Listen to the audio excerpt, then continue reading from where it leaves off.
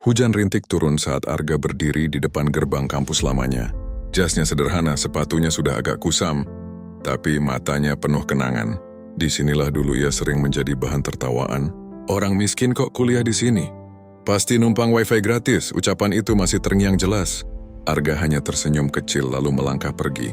Tidak ada yang tahu hari itu ia datang bukan untuk bernostalgia, tapi untuk memastikan reservasi restoran untuk acara reuni berjalan lancar.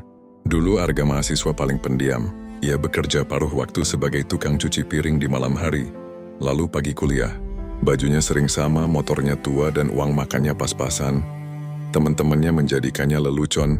Suatu hari di kantin seorang teman berkata keras, "Kalau miskin ya sadar diri, jangan mimpi tinggi." Kata-kata itu seperti tamparan. Malamnya Arga bekerja lebih lama dari biasanya.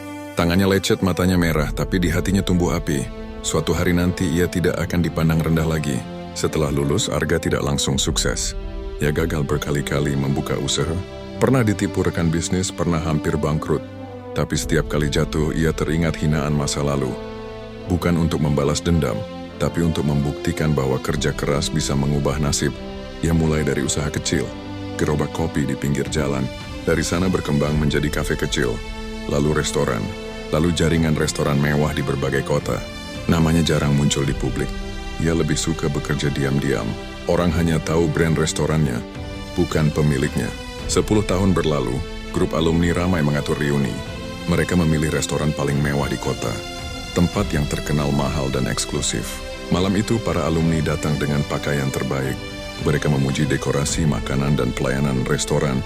Siapa ya pemilik restoran ini? Hebat banget, pasti pengusaha besar. Di sudut ruangan, seorang pria berpakaian sederhana duduk sendiri. Itu Arga. Tidak ada yang mengenalinya karena ia jauh berbeda. Lebih dewasa, lebih tenang. Seorang mantan teman yang dulu sering menghinanya lewat dan berkata, "Mas, maaf ya, ini acara privat alumni. Kalau bukan undangan, mungkin salah tempat." Arga hanya tersenyum. "Saya memang bukan tamu," jawabnya pelan. "Saya pemilik tempat ini." Ruangan mendadak sunyi. Manajer restoran datang menghampiri Arga dengan hormat memanggilnya Pak Direktur. Wajah para alumni berubah kaget. Beberapa menunduk malu. Arga berdiri dan berkata dengan tenang, "Saya tidak pernah marah pada kalian. Justru kata-kata kalian dulu membuat saya terus berjalan. Terima kasih. Karena tanpa sadar kalian memotivasi saya." Ia tidak membalas hinaan dengan hinaan. Ia membalasnya dengan hasil.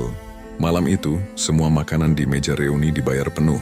Bukan sebagai pamer kekayaan, tapi sebagai penutup masa lalu. Pesan moral. Jangan menilai seseorang dari keadaannya hari ini. Orang yang kau remehkan bisa jadi sedang menulis kisah suksesnya dalam diam.